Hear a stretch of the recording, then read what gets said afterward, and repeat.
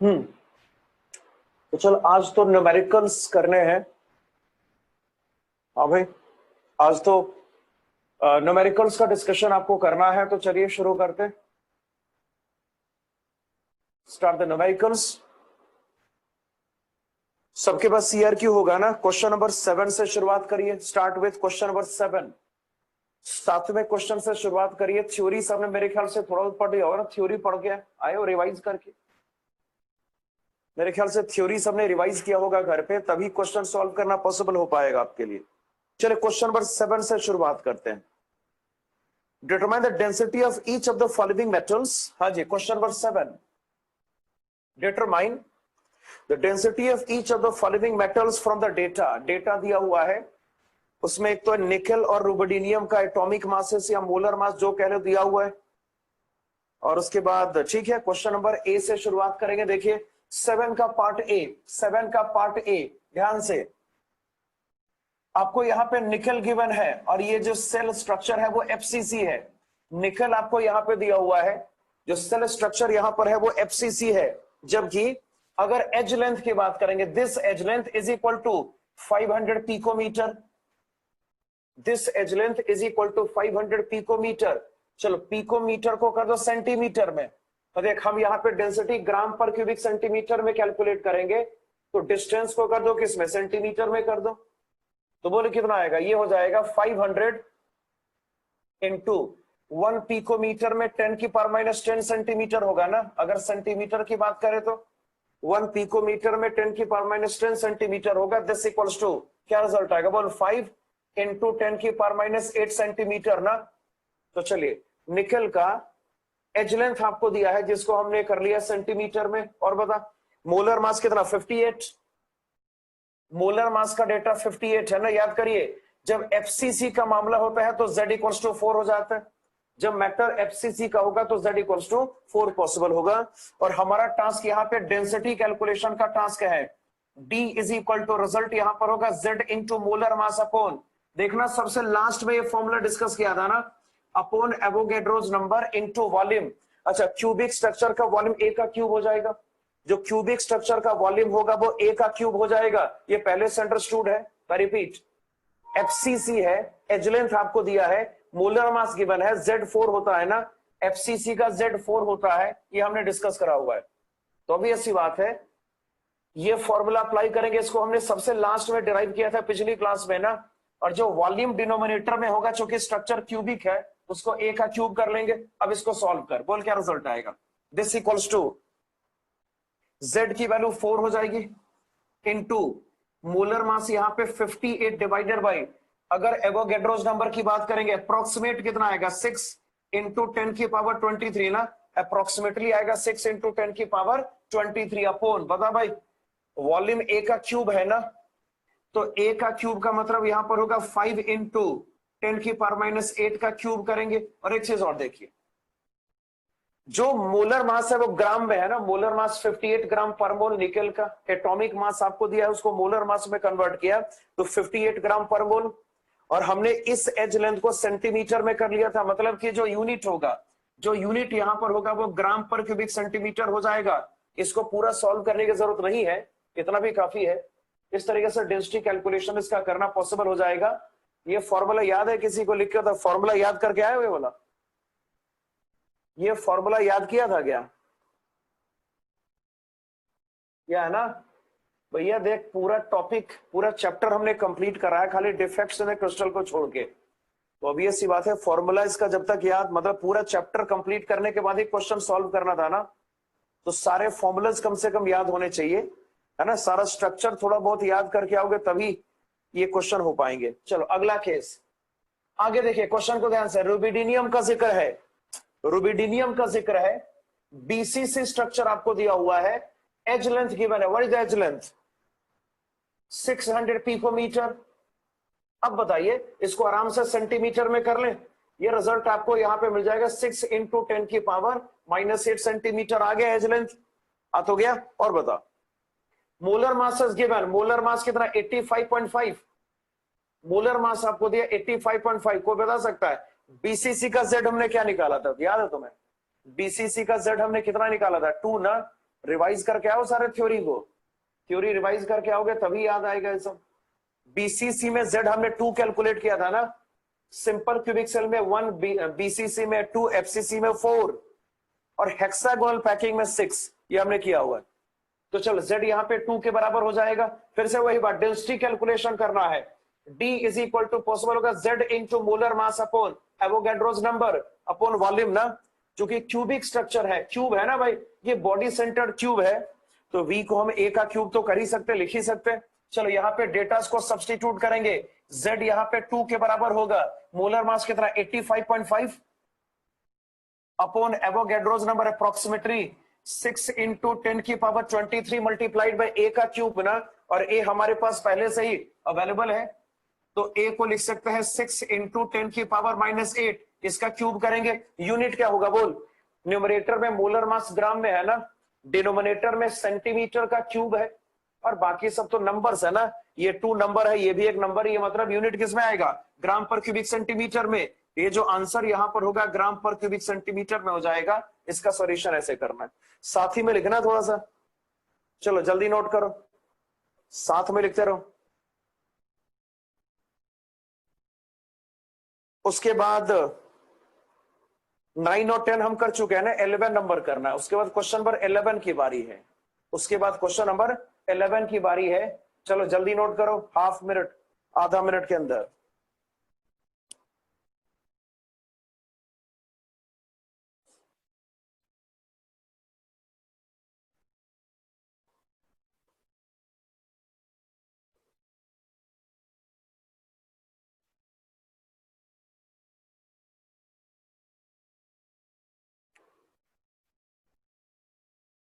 हो गया, चलो ये वाला पार्ट तो हो गया होगा, ए वाला पार्ट हटा दो इसको।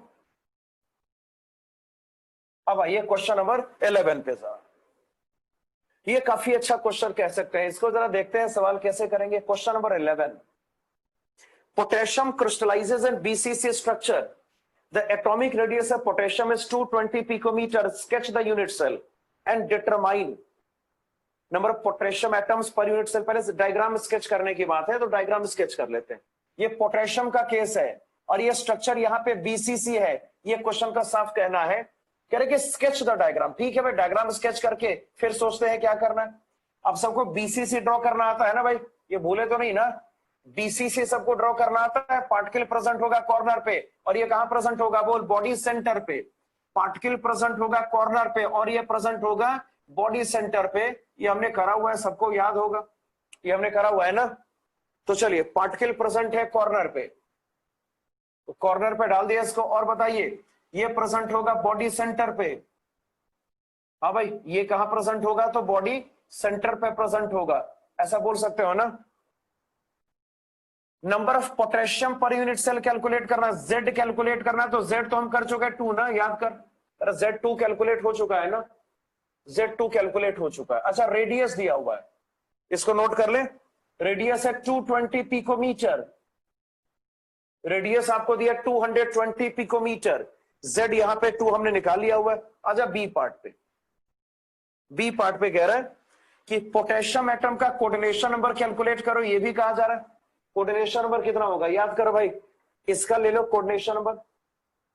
हाँ भाई, इसको ये टच कर रहा है ना, याद कर, ये थोड़ी टच करता है, कुछ याद है, बीसीसी में जो टच होता है अलोंग द बॉडी डायगोनल होता है ना, तो इसको ये टच करेगा, ये बॉडी डायगोनल पे प्रेजेंट है, इसका जो नंबर होगा मस्ट बी इक्वल टू 8, तो जो कोऑर्डिनेशन नंबर यहां पर आएगा दैट इक्वल्स टू 8। और बताइए जरा सी पार्ट पे आओ,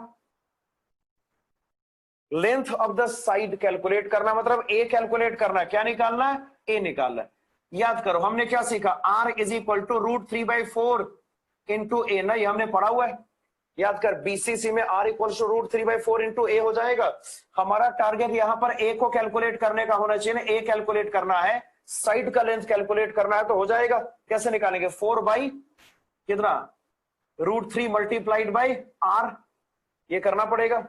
यानी इसको यहां पे साफ लिखा जा सकता है, बोल क्या रिजल्ट आएगा, 4/√3 इंटू R, यहां पे 220 ना, आंसर पिकोमीटर में, पूरा मत कैलकुलेट करो, यहां तक ही करके छोड़ दो, कोई बात नहीं। मेन तो इसमें सब्सटेंस है डी वाले पार्ट में, मेन सब्सटेंस यहां पे है डी वाले पार्ट में। देखो डी वाले पार्ट में है क्या, चलो ध्यान से देखना।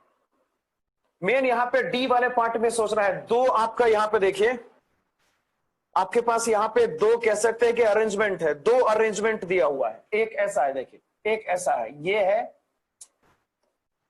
दो अरेंजमेंट है। पहला ऐसा है, ये एक अरेंजमेंट है, और अगला ऐसा है, देख अगला ये है। The next one is this arrangement.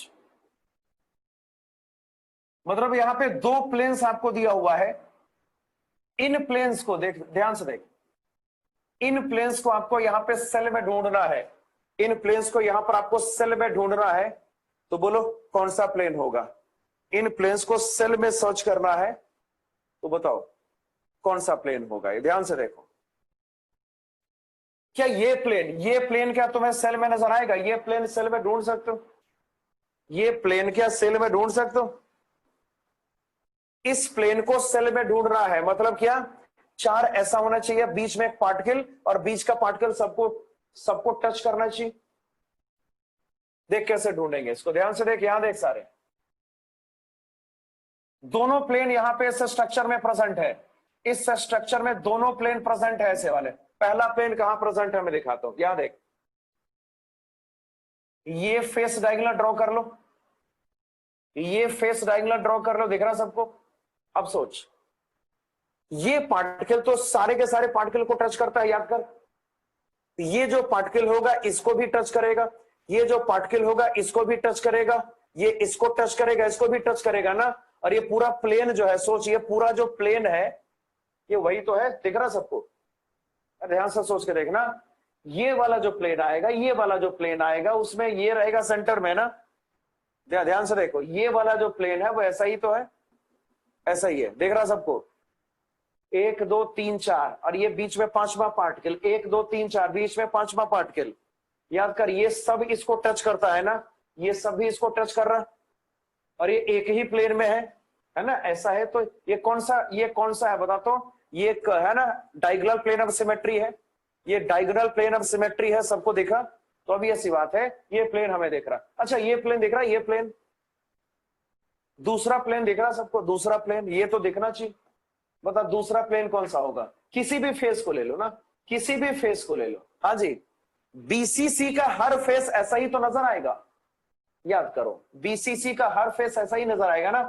बीच में बॉडी सेंटर पार्टिकल के कारण से ये और ये एक दूसरे को टच तो करेंगे नहीं, अलग अलग रहेंगे। मतलब हर फेस, कोई भी फेस आप देख लें बीसीसी का, आप कोई भी फेस देख लेंगे वो ऐसा ही तो नजर आएगा। तो ये वाला फेस यहां पर है, विजुअलाइजेशन करना था, और ये फेस कोई सा भी फेस हो सकता है, फ्रंटल रियर कोई सा भी फेस ले सकते हैं, तो ये विजुअलाइज हो गया। चलिए ये क्वेश्चन नंबर 11 का सॉल्यूशन। आइए 12 पे जरा, question number 12, calculate the atomic radius of the following metals from the data. चलो अभी यहां देखो, एटॉमिक मास गोल्ड और वेनेडियम का दिया हुआ है। हाँ भाई ध्यान से देखिए, क्वेश्चन नंबर ए में क्या बोल रहे? गोल्ड है, यू आर गिवन गोल्ड दिया हुआ है।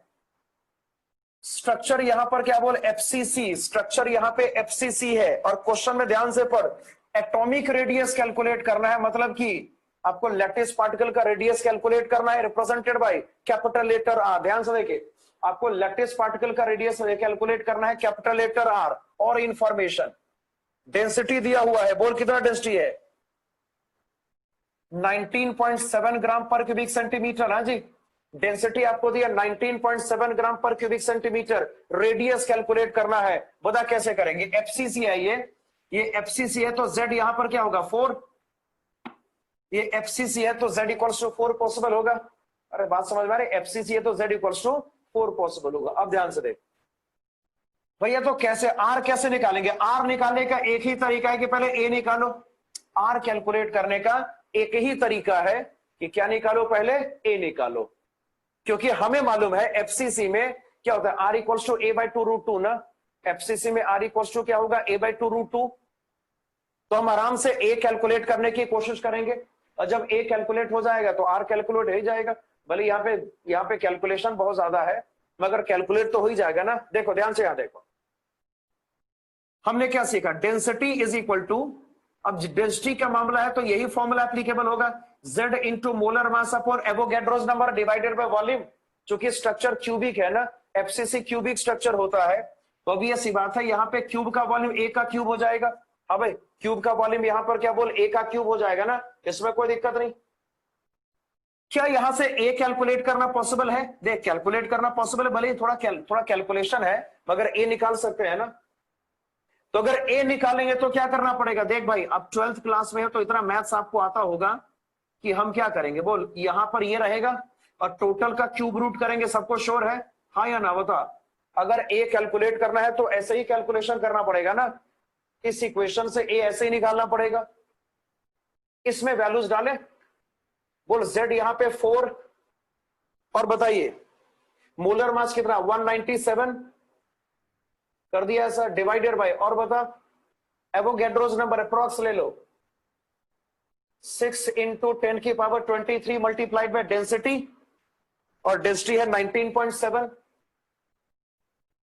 है ना। टोटल का क्या लेंगे, क्यूब रूट। हाँ भाई, टोटल का यहां पर क्या लेंगे, क्यूब रूट लेंगे, और ये जो आंसर यहां पर होगा वो सेंटीमीटर में आएगा। बता कैसे सेंटीमीटर में आएगा, कोई आइडिया बता, सेंटीमीटर में कैसे आंसर आएगा, बोल क्यों सेंटीमीटर में आंसर आएगा, क्योंकि डेंसिटी ग्राम पर क्यूबिक सेंटीमीटर में है ना, और मोलर मास यहाँ पे ग्राम में है, तो ए तो सेंटीमीटर में ही आएगा। तो चल ए तो आ गया, अब ऐसे करके ए निकाल लेना। अब हमें मालूम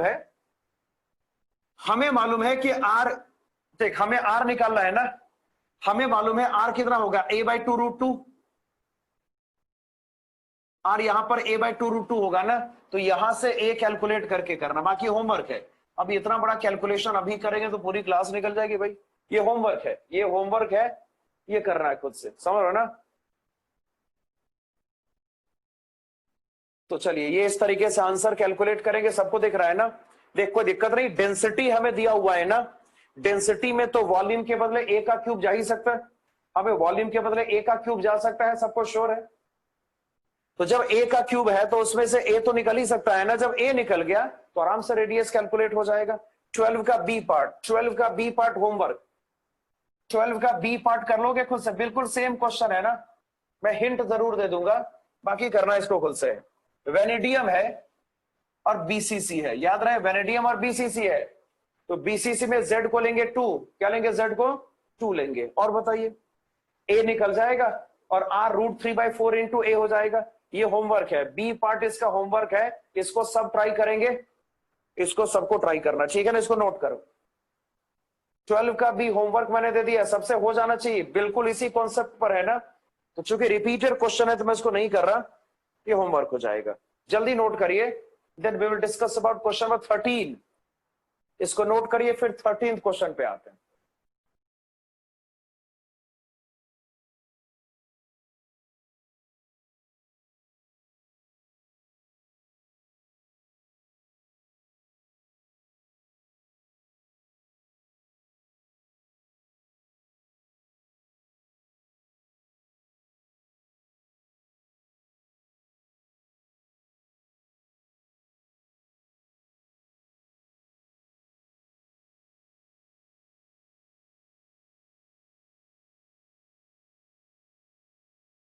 कर लिया,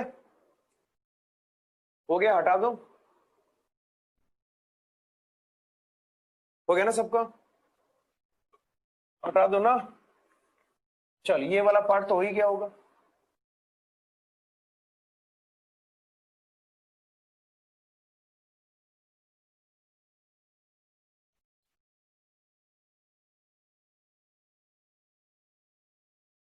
अब ये 13th क्वेश्चन पे जरा 13th कैसे करेंगे।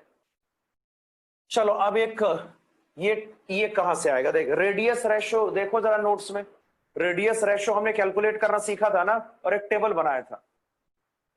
बनाया था, याद कर, रेडियस रेशो पहला, उसके बाद वाइड ऑक्यूपाइड इसमें कॉलम था ना, और लास्ट में कोऑर्डिनेशन नंबर, लास्ट में क्या बोल, कोऑर्डिनेशन नंबर, देखा सबको वो टेबल, उससे होगा। जरा क्वेश्चन देखते हैं, देख क्वेश्चन है, अगर इसको नॉर्मल हिंदी में देखें, Mg2 plus CS plus O2 minus और S2 minus Cl minus B, सबका रेडियस आपको दिया हुआ है और आपको कोऑर्डिनेशन नंबर कैलकुलेट करना है किसका, मैग्नीशियम ऑक्साइड में, मैग्नीशियम सल्फाइड में, सीजियम क्लोराइड में कोऑर्डिनेशन नंबर केटाइन का कैलकुलेट करना है।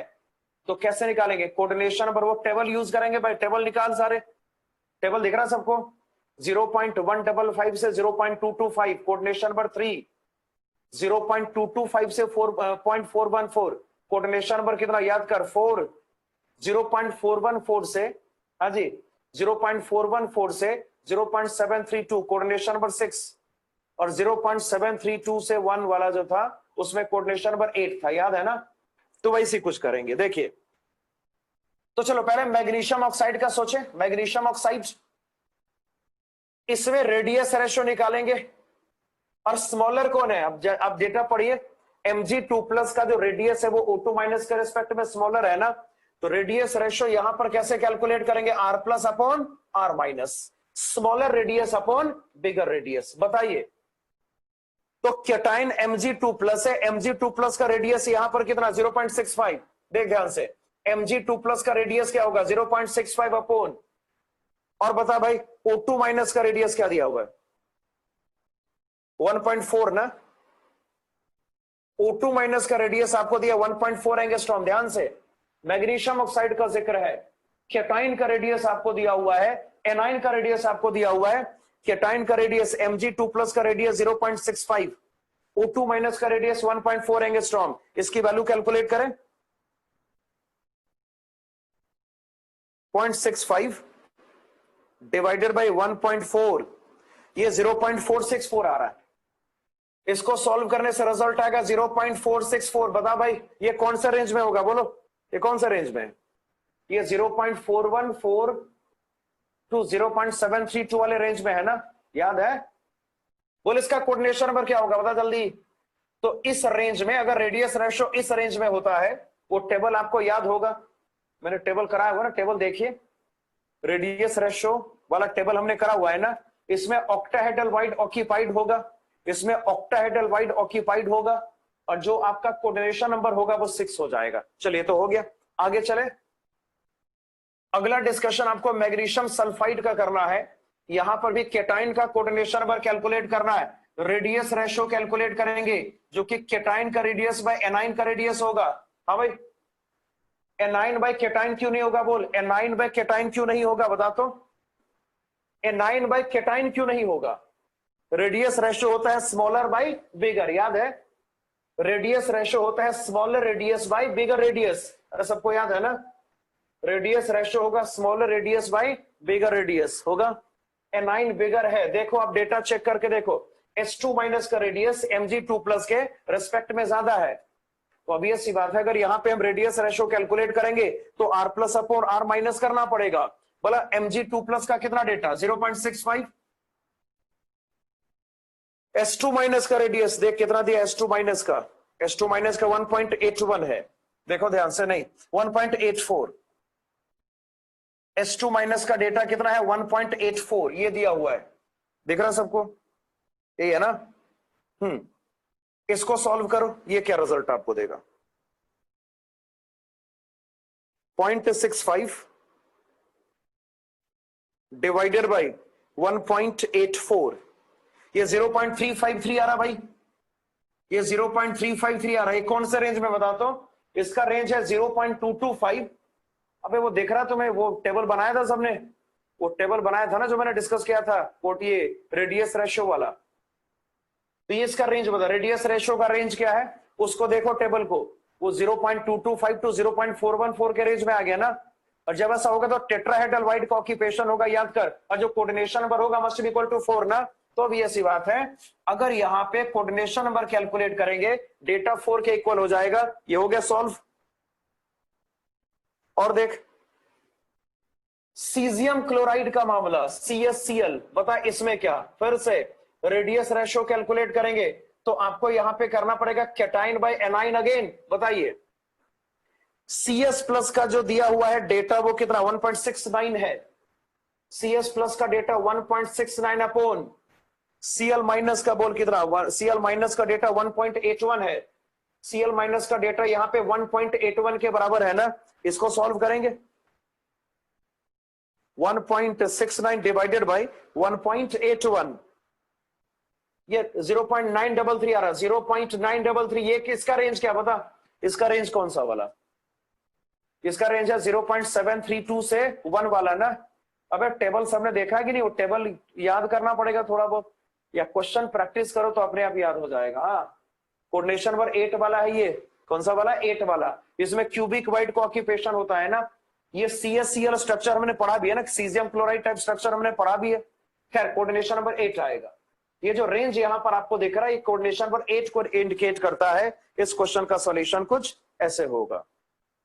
अब आ जाइए क्वेश्चन नंबर 15 पे। अब आ जाइए क्वेश्चन नंबर 15 पे।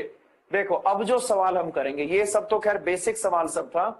अब जो क्वेश्चन हम करेंगे वहां पे तुम्हें पता चलेगा कि स्ट्रक्चर अगर जान गए ना, अगर स्ट्रक्चर का आइडिया है, अगर स्ट्रक्चरल एनालिसिस करना आता है, जितने स्ट्रक्चर मैंने करा सब स्ट्रक्चर अगर आपको मालूम है, क्वेश्चन बहुत आसानी से चुटकियों में सॉल्व हो जाता है। और अगर आप उसमें कहीं ढीले पड़े तो क्वेश्चन आप कितनी भी कोशिश करेंगे सॉल्व नहीं होगा। तो चलिए 15 करते हैं। Question is, an AB solid has NaCl type of unit cell. If atoms from the edge centers along an axis connecting the opposite edge centers on a face are removed, find the empirical formula of the remaining solid. NaCl structure याद है? NaCl structure याद है? जल्दी notes देखो। NaCl structure में क्या सिखाया है? जो एनाइन होगा, हाँ जी, जो एनाइन होगा FCC का फॉर्मेशन करेगा, जो केटाइन होगा वो प्रेजेंट होगा ऑक्टाहेड्रल वाइड में, और ऑक्टाहेड्रल वाइड होता है बॉडी सेंटर और एज सेंटर FCC में, है ना। तो मैंने बोला था लोकेशन आपको याद करना ही पड़ेगा, कोई दूसरा उपाय नहीं है। पहले डायग्राम ड्रॉ कर लेते फिर बात करते हैं डायग्राम में कहा क्या गया।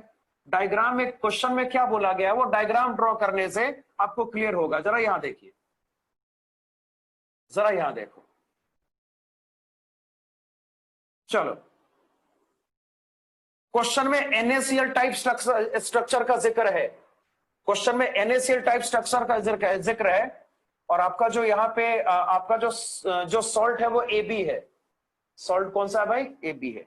तो मैंने माना, देखिए मैंने माना ये जो B माइनस है उसको ऐसे सर्कल जैसा ले लो, और जो यहां पर A+ होगा, जो केटाइन पार्ट आपका सॉल्ट का जो केटाइन है उसको ऐसे डॉट से दिखा दो।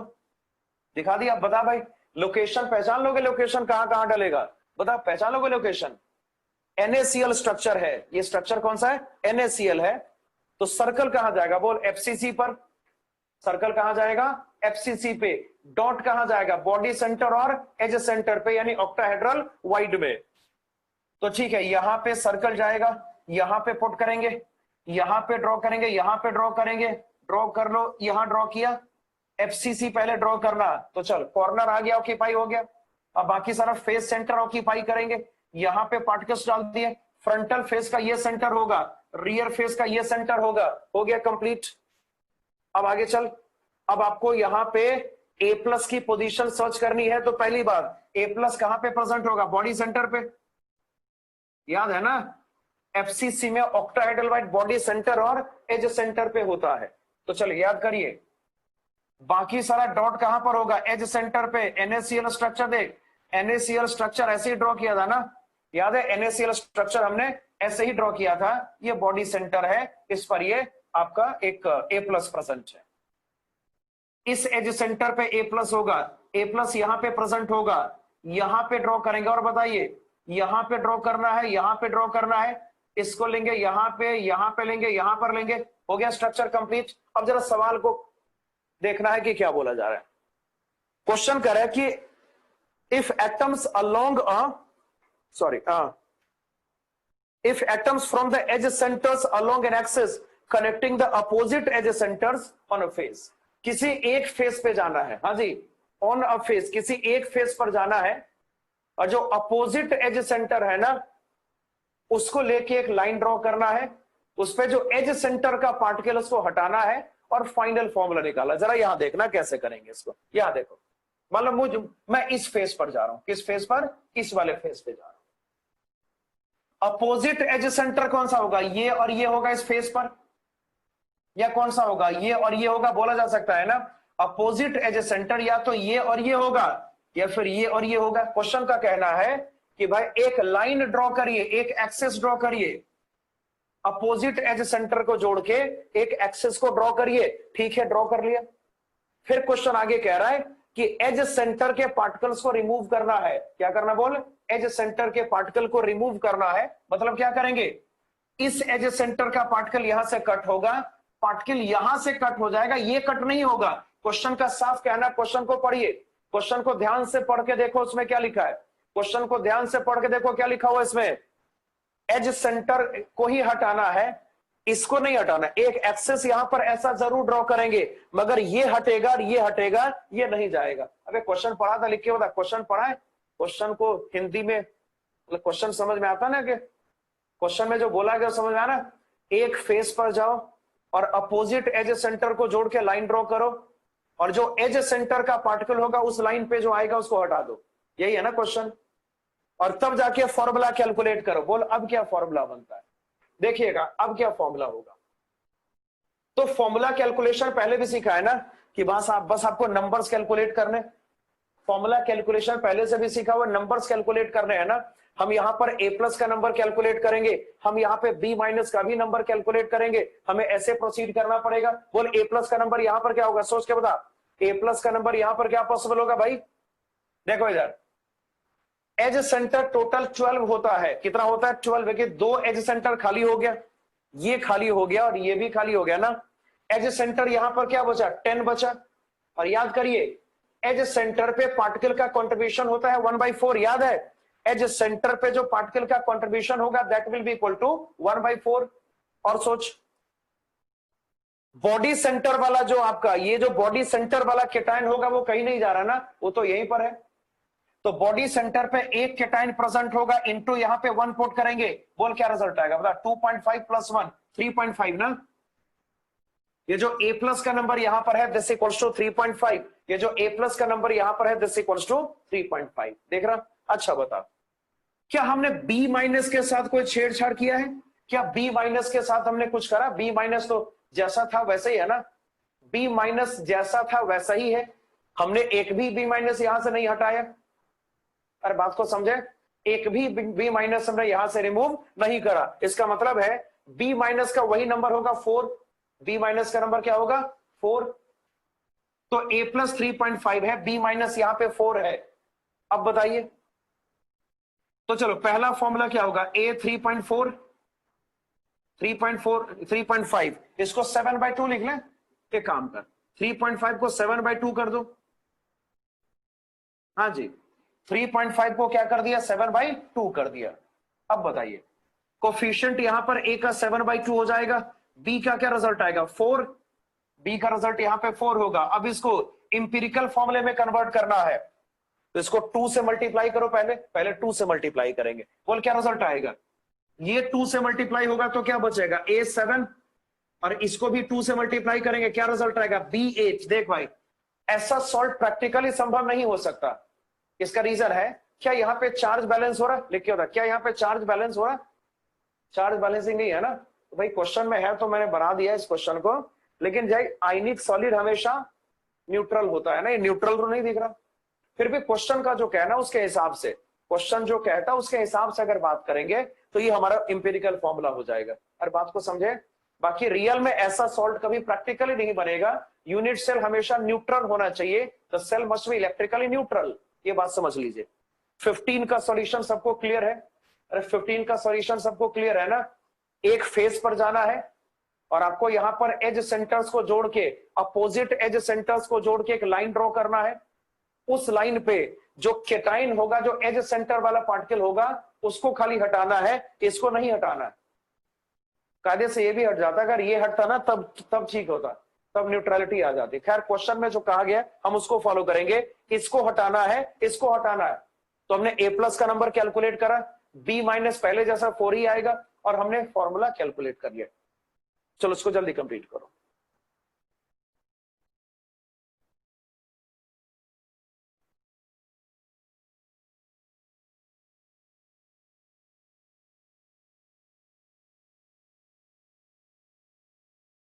सिक्सटीन 17 18 हो चुका है। बात करेंगे क्वेश्चन नंबर 19 की। 19th क्वेश्चन आईटी में पूछा गया सवाल है। 19th क्वेश्चन आईटी में पूछा गया सवाल है ना। 19th क्वेश्चन आईटी का पूछा गया क्वेश्चन है, काफी पहले का है। चलिए शुरू करते हैं। ये साइड हो गया नोट सबका, ये साइड तो हो गया होगा। चलिए इसको हटा दे रहा हूं और आगे बात करते हैं। Question number 19, see how to solve.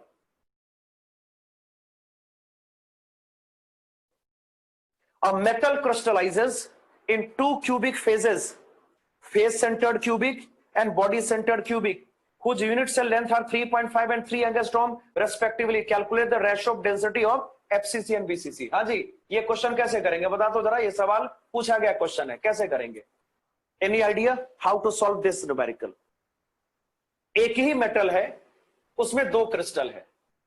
ध्यान से, एक ही मेटल है मगर दो क्रिस्टल पॉसिबल है, एक तो FCC और दूसरा कौन सा बोल, BCC। तो दोनों के हिसाब से आपको यहां पर क्या करना पड़ेगा, डेंसिटी लिखना पड़ेगा दोनों के हिसाब से और डिवाइड करेंगे। लेकिन मोलर मास सेम रहेगा, सेल तो सेम है ना, सॉरी मेटल तो सेम है, molar mass will be same. चलो ध्यान से देखो कैसे करना है इसको। क्वेश्चन नंबर 19, जो भी मेटल है उसका, ठीक है, जो मेटल है वो है। अब ऐसा करो, अगर मेटल FCC लैटिस शो करेगा, क्या शो करेगा, FCC लैटिस। अगर हम इसका डेंसिटी निकालेंगे, density in the FCC lattice, formula सबको मालूम है ना, क्या फॉर्मूला बोल, Z FCC वाला into molar mass upon Avogadro's number. अच्छा बता, वॉल्यूम क्या होगा, FCC फिर से है, क्यूबिक स्ट्रक्चर है, वॉल्यूम A का क्यूब हो जाएगा, वॉल्यूम विल बी A का क्यूब। और A कौन सा वाला, FCC वाला ना भाई, A कौन सा वाला, FCC वाला, इसका क्यूब करेंगे। ये आपका फर्स्ट इक्वेशन। आई होप इतना आपको समझ में आ रहा होगा। अरे फॉर्मूला तो मैंने डायरेक्ट फॉर्मूला यूज करा, जो फॉर्मूला डिराइव करा उसको लिख लिया सीधा। और देख, सेम मेटल यहां पे प्रेजेंट है BCC में, सेम मेटल यहां पे प्रेजेंट है किसमें बोल, BCC में। D of BCC is equal to यहां पर होगा Z of BCC into molar mass upon Avogadro's number. भाई इतने बार फॉर्मूला रिपीट होने के बाद मेरे ख्याल से आपको फॉर्मूला याद हो जाना चाहिए। ये A है BCC वाला, इसका भी क्यूब करेंगे।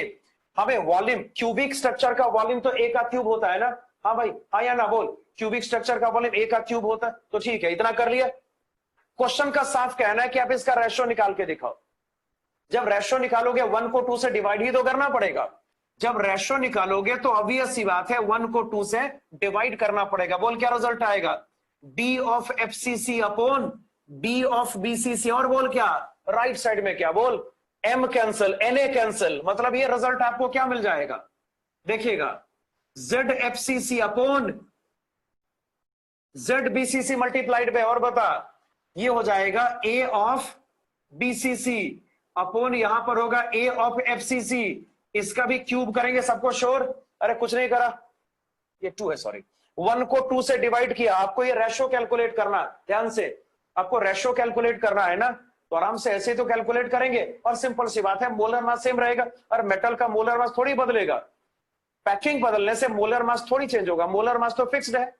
अब इसके बाद इसमें वैल्यूज पुट करेंगे। बोल, जो FCC है Z वाला वो कौन सा होगा, Z FCC 4, Z BCC 2 multiplied by, बताइए और क्या क्या। BCC का A कितना दिया, A ऑफ BCC दिया 3 एंगस्ट्रॉम, पढ़िए ध्यान से। और FCC का A आपको दिया 3.5, तो 3.5 कर लिया, इसका क्यूब करेंगे। अब इसको सॉल्व करके आंसर कैलकुलेट किया जा सकता है। होमवर्क, ये होमवर्क है। किसने निकाला इसका उत्तर, किसने निकाला इसकी वैल्यू, एनीबॉडी? किसी ने 1.26 निकाला है, लिख दो 1.26, फिर भी चेक कर लेना भैया, 1.26 ही आएगा। हाँ 2 से तो कम आएगा, श्योर है। ठीक है, मैंने 1.26 यहां पे लिखा। हाँ भाई, आंसर 1.26 आ रहा है किसी का, अलग अलग आंसर आ रहा है भैया। ठीक है, चेक कर लेना क्या आता है भैया, चेक कर लेना, कैलकुलेटर से कर लेना, चेक कर लेना। ठीक है, तो ये हो गया हमारा क्वेश्चन नंबर 19। इसको चेक कर लेना, आराम से बैठ के चेक कर लेना। अच्छा 1.26 सबका आ रहा है, ठीक है, फिर ये सही है, ये राइट आंसर 1.26। 20, क्वेश्चन नंबर 20 भी IIT का पूछा गया सवाल है, 20 भी IIT का पूछा गया सवाल है। पहले सब्जेक्टिव क्वेश्चन जब आते हैं उस समय का क्वेश्चन है, ये पूछा गया क्वेश्चन है। Question number 20, how to solve. मतलब एक बात तो तय है ना कि डेंसिटी से काफी सारे क्वेश्चन आते हैं, कई सारे क्वेश्चन। एक ये दिख रहा है, अगला सवाल भी डेंसिटी का ही है ना, अगला सवाल भी डेंसिटी से रिलेटेड, मतलब डेंसिटी वाला फॉर्मूला इंपॉर्टेंट है, डेंसिटी वाला फॉर्मूला इंपॉर्टेंट है भाई, उसको तो याद कर ही लेना। उस पर क्वेश्चन आप करना, एन अवस्थी करो ना, एन अवस्थी करो या पैकेज करो, उसमें ऐसा बहुत सारा क्वेश्चन आपको दिख जाएगा। ठीक है, जरा आइए क्वेश्चन नंबर 20 पे, ये कैसे करेंगे सोचते हैं। How to solve question number 20। A unit cell of sodium chloride has 4 formula units. The edge length of the unit cell is 0.564 nanometer. What is the density of the sodium chloride? बहुत आसान question, देखो बहुत आसान question. NaCl है, ये क्या भाई, NaCl है। एज लेंथ आपको दिया है, हमें मालूम है NaCl होता क्या है, क्यूबिक। NaCl क्यूबिक होता है, हमें मालूम है NaCl क्यूबिक होता है। और ये भी कह दिया कि Z यहां पे 4 है, ये भी कह दिया गया कि Z 4 है। याद करिए हमने सीखा था ना, NaCl टाइप स्ट्रक्चर में एक यूनिट सेल में 4 मॉलिक्यूल्स होते हैं। कितना आ गया, ये हो गया Z = 4, 4 NaCl। और बता, एज लेंथ आपको दिया है, कितना एज लेंथ है बोल, 0.564 नैनोमीटर। मैं इसको सेंटीमीटर में कर ले रहा हूं, ये सेंटीमीटर में कितना होगा, 0.564 इंटू 10 की पावर -7 सेंटीमीटर, ये ए की वैल्यू आ गई। और बोलिए 12वीं क्लास में मेरे ख्याल से सबको पता होगा NaCl का मोलर मास कितना होता है। हाँ भाई, NaCl का मोलर मास कितना होगा, लिख के बता दो कितना मोलर मास होगा, इतना तो आने चाहिए कम से कम। NaCl का, रे बेवकूफ, NaCl का 58.5। अबे NaCl का ना सोडियम का लिख रहा है, अरे सोडियम 23, क्लोरीन 35.5, 58.5। NaCl का मोलर मास कितना होगा, 58.5। NaCl है, सोडियम नहीं कि 23, NaCl है, ये मोलर मास 58.5। आपका टास्क क्या है, डेंसिटी कैलकुलेट करना, तो कैसे निकालेंगे बोल, Z into molar mass upon Avogadro's number. ये तो सेल का मास हो गया। हाँ भाई, ये सेल का मास हो गया ना भाई, this the mass of the cell. और वॉल्यूम यहां पर A का क्यूब, वॉल्यूम यहां पर A का क्यूब करेंगे तो आराम से डेंसिटी कैलकुलेट करना पॉसिबल हो जाएगा। अब वैल्यूज पुट करने की बारी है। बोल Z यहां पे 4 है, मोलर मास NaCl का 58.5 होगा, डिवाइडेड बाय एवोगैड्रोस नंबर। मुझे अप्रोक्सीमेट आंसर चाहिए, मैं एग्जैक्ट आंसर नहीं निकाल रहा, मैं अप्रोक्सीमेट निकाल रहा हूं। 6 इंटू 10 की पावर 23 करेंगे एवोगैड्रोस नंबर को, और A हमारे पास है ही, उसको डाल दो यहां पे।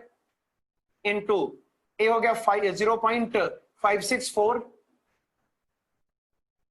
इंटू 10 की पावर -7 का क्यूब करेंगे, और ये किस में आएगा बोल, ग्राम पर क्यूबिक सेंटीमीटर में। ये आएगा ग्राम पर क्यूबिक सेंटीमीटर में। और बात को समझे ना, देख 4 मॉलिक्यूल एक सेल में है, 4 मॉलिक्यूल एक सेल में। किसी ने आंसर भी निकाल लिया 2.165, तो ठीक है लिख लेते हैं 2.165 ग्राम पर क्यूबिक सेंटीमीटर। चलिए हो गया, 4 मॉलिक्यूल एक सेल में है, तो सेल का मास क्या होगा बोल, 4 into molar mass by Na, और वॉल्यूम A क्यूब है तो डिवाइड करेंगे, आराम से डेंसिटी कैलकुलेट करना पॉसिबल हो जाएगा। ये भी सॉल्व। आ जाए क्वेश्चन नंबर 21 पे। ये हो गया 19, नोट कर लिया, लिख के बता 19 हो गया नोट, क्या 19 आपने नोट कर लिया, हटा दो 19।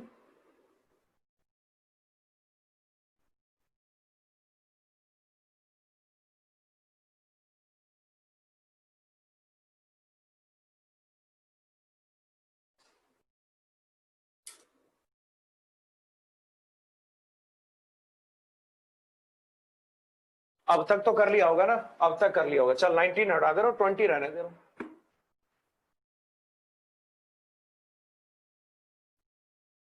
हाँ भाई 19 हटा दिया मैंने, 20 नंबर में रहने दे रहा बोर्ड पे अभी। चलो क्वेश्चन नंबर 21 बात करें। क्वेश्चन नंबर 21, इसमें एक करेक्शन है छोटा सा, इसमें एक छोटा सा करेक्शन है, वो कर लेते हैं। मैं क्वेश्चन पढ़ता हूं, करेक्शन आपको दिख जाएगा कहां पे है, वो आप कर लीजिएगा।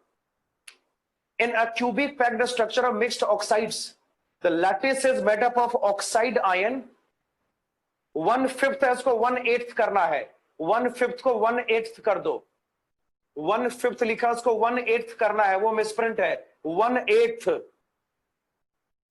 of tetrahedral white are occupied by divalent X2 plus ion, while one half of the octahedral whites are occupied by trivalent ion, then form the oxiders. आपको स्पाइनल याद है? लिखे होगा स्पाइनल याद है कि नहीं? क्या स्पाइनल याद है? ये स्पाइनल ही है ना, 1/8 होगा, 1/8 होगा, 1/5 जहां पे लिखा उसको 1/8 कर दो, कर दिया। अब जरा सवाल देखते हैं। एक मिक्स्ड ऑक्साइड है, मतलब एक कंपाउंड है जो एक्स वाई और ओ ऑक्सीजन से मिलकर बना हुआ है, और उसका फॉर्मूला आपको बताना है। उसका फॉर्मूला बताना है, उसका फॉर्मूला बताना भाई। तो कैसे बताएंगे? देखिए, ऑक्साइड आयन से लैटिस बना। किससे बना? ऑक्साइड आयन से क्या बन गया? लैटिस। ये इनफैक्ट है क्या भैया? ये क्या है? बताइए क्या है हमारा? स्पाइनल है। क्या है? स्पाइनल है। क्वेश्चन का साफ कहना है, ऑक्साइड से बनाओ लैटिस। लैटिस यहां पर क्या होगा? एफसीसी। स्पाइनल है ये, एफसीसी लैटिस होगा। अब ऐसे यहां पे कुछ इंडिकेटेड नहीं है ना, मगर है क्या? ये एफसीसी लैटिस है। ये क्वेश्चन में इंडिकेटेड नहीं है, आईटी में क्वेश्चन आएगा तो इंडिकेटेड रहेगा। और स्पाइनल का एक और क्वेश्चन है जो आईटी में पूछा गया सवाल है, वो भी इस सीआरक्यू में है, उसको हम करेंगे। तो ऑक्साइड एफसीसी का फॉर्मेशन करेगा। नंबर क्या आएगा इसका? बोल। इसका नंबर आएगा 4। और क्वेश्चन को आगे पढ़िए क्या लिखा है। जो आपका डाइवेलेंट केटाइन X2 प्लस है, क्वेश्चन का कहना है कि जो X2 प्लस है वो ऑक्टाहेड्रल वाइट के 1/8 में है। याद करिए, मतलब क्वेश्चन देखिए, X2 प्लस प्रेजेंट है ऑक्टाहेड्रल वाइट के 1/8 में, 1/8 है, 1/5 नहीं है, वो 1/8 है। तो चले, ऑक्टाहेड्रल वाइट के 1/8 में प्रेजेंट है X2 प्लस, मतलब इसको लिखा जा सकता है 1/8 इंटू, सबको याद है? याद करिए, अगर लैटिस पार्टिकल होगा 4 तो ऑक्टाहेड्रल वाइट कितना होगा? 4। टेट्राहेड्रल वाइट कितना होगा? 8 ना, 8। तो ऑक्टाहेड्रल वाइट यहां पर क्या आएगा? 4 आएगा ना, सॉरी, अरे टेट्राहेड्रल वाइट है ना, गलती से लिख, अरे टेट्राहेड्रल वाइट है ये। देख क्वेश्चन में टी वाइट लिखा है ना, टी वाइट है। X2 प्लस यहां पे 1/5 ऑफ द